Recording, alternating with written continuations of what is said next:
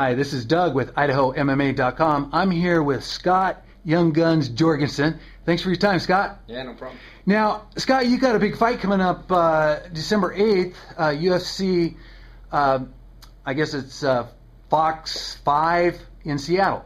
Yeah. Now, tell us about your opponent and how you think that's going to go. The opponent's John Albert. He's on the Ultimate Fighter show.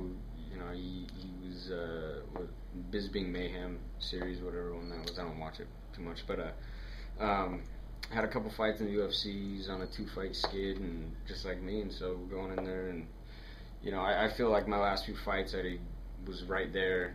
You know, I fight danger. I'm not a safe fighter. I'm not one that's gonna, you know, take a guy down and lay on him. You know, I stood there with Eddie Wineland and both of his packed power, and you know, at the end of the night, he won by TKO, but left with 30-something stitches, and you know, and fight of the night. Yeah, and a fight of the night bonus. So, you know, I lost to Hanan Barao by a very close decision. You know, even though it was a 3-round decision, you know, the only thing he did was out leg kick me.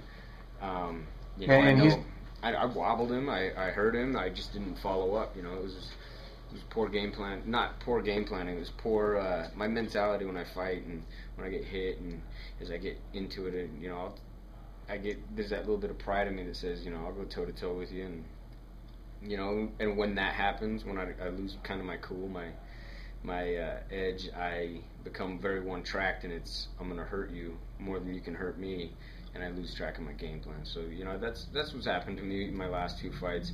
But you know, I'm a much better fighter than John Albert. You know, I've been tested. I've fought the best in the world. You know, I fought 2 of our world champs at our bantamweight division. Lost decisions to them. You know, there's nothing I'm not gonna you know, that I haven't seen in the sport. And so, you know, I'm going back in there to impress myself. And you know, this is one of the very few interviews that's gonna actually get on the internet right now, because you know, I don't care about any of that.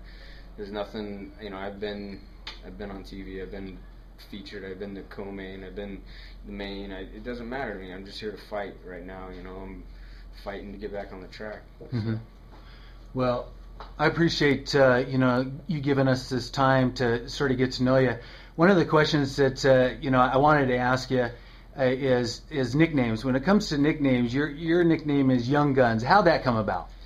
I started fighting, and to me, this sport was not just a sport; it was a show, and it was a chance to kind of go out there and have fun, and just kind of gave it to myself, I guess. I don't know. You know, I was excited to be doing this sport. You know, I've been watching this thing since I was a little kid, and you know, all through college wrestling, and having a chance to meet guys that were, you know, big in the sport. You know, it's something that always intrigued me, and you know, just my natural mentality of, you know, I never did things, you know, that were soft sports.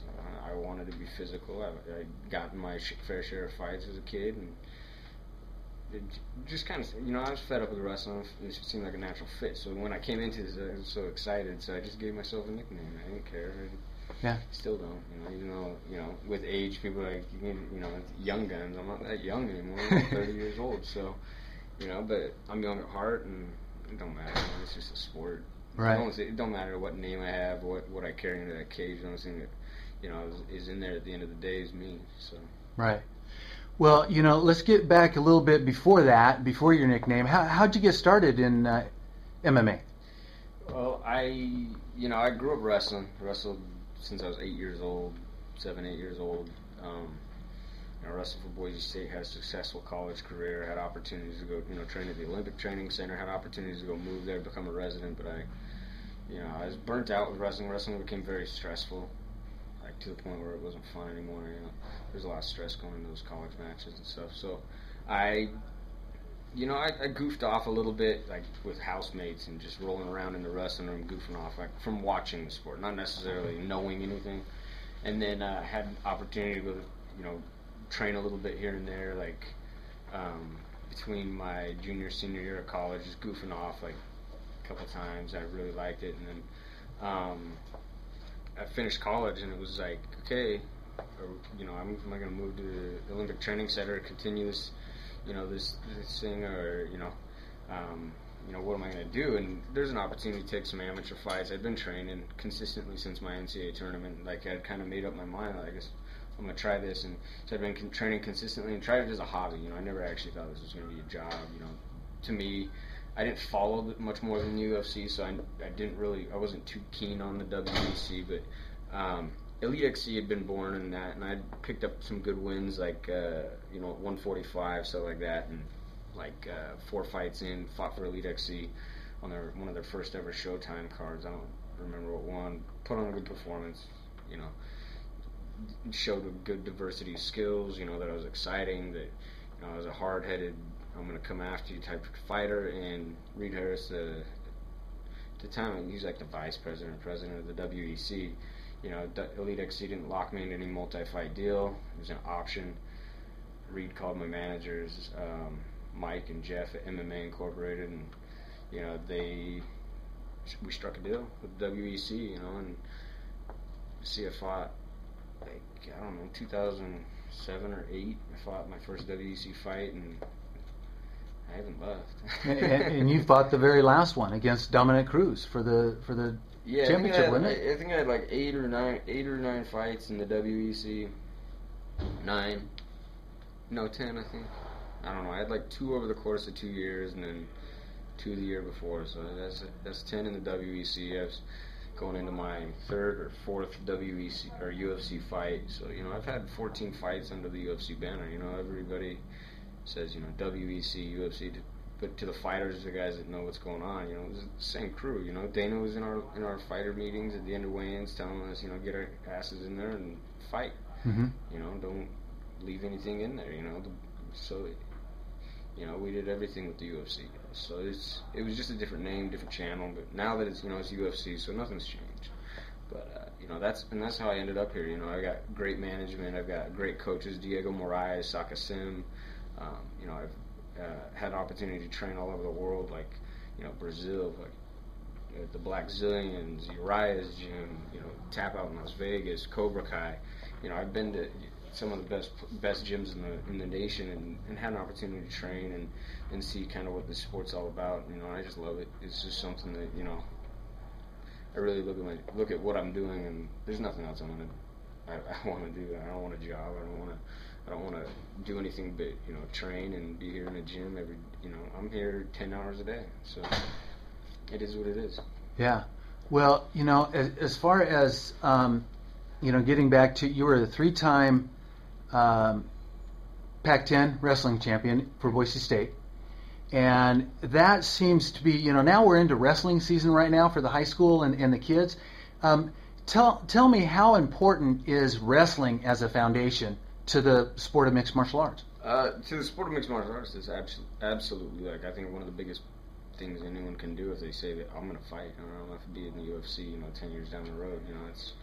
It starts when you're young. I wouldn't be the fighter I am without the wrestling, and not necessarily because I know how to shoot a double leg or, whatever, control your on the ground. It's the work ethic, the wrestling taught me, and just the hardships. Every day in practice you had a hardship. My first freshman year of college, I think the first 2-3 weeks I didn't score a takedown. You come in there with guys that are not walk-ons. Back then we didn't have a lot of walk-ons. Now they have a lot more. But like back then, when I came into Boise State, it was recruits.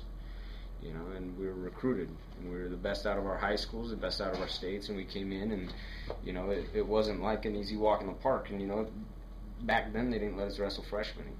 Like it wasn't, it's practice time. Grab a partner. You guys are, the varsity guys. It was juniors, seniors, sophomores. We were expected to grab those guys, and and it was a sink or swim type deal. And I definitely felt like I swam, and I wrestled some of the best in the world and some of the best in the nation all through college, and I did well. I think my lack of an NCAA All-American status was more the stress factor of the whole thing than it was technique and skill. So. I talked to a lot of amateur, first-time MMA fighters, and I always ask them what their goal is, and their goal is to be in the UFC. Being in the UFC yourself, what type of tidbits can you tell somebody who's just starting out in the sport of MMA?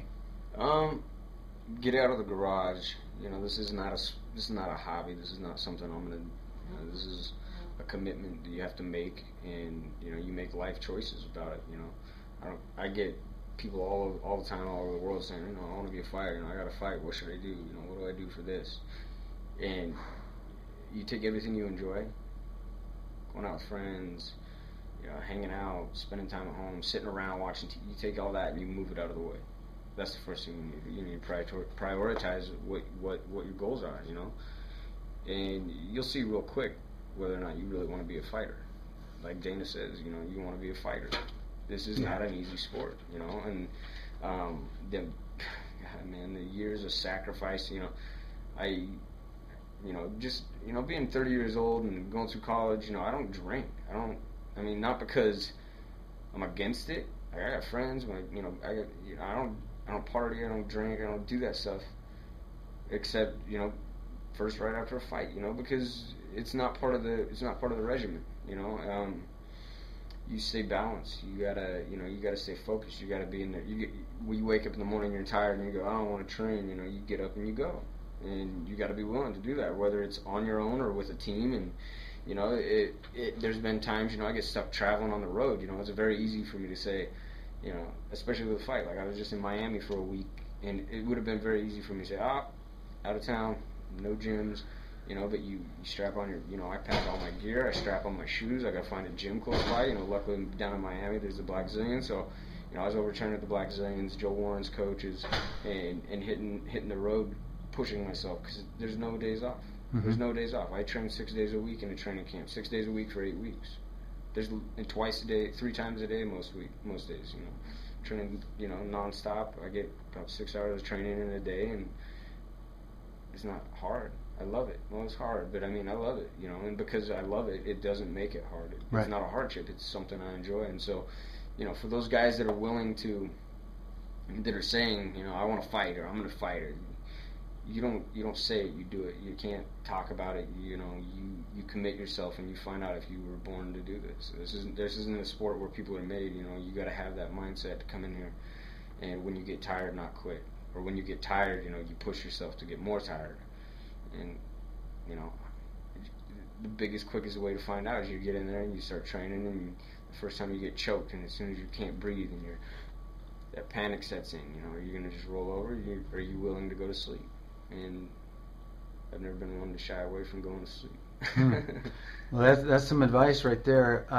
You know, I know you got to get back to training, so I'm going to let you go, but I just want to say thank you on behalf of IdahoMMA.com and the fans that are going to watch this video. Thank you for your time. I appreciate it. And, you know, looking forward to one of the biggest cards, December 8th in Seattle. I mean, you've got, you know, the who's who of the UFC fighting in that, including Scott Young Guns Jorgensen. So, Scott, again, thank you for your time. I really appreciate it. Thank you. Appreciate it.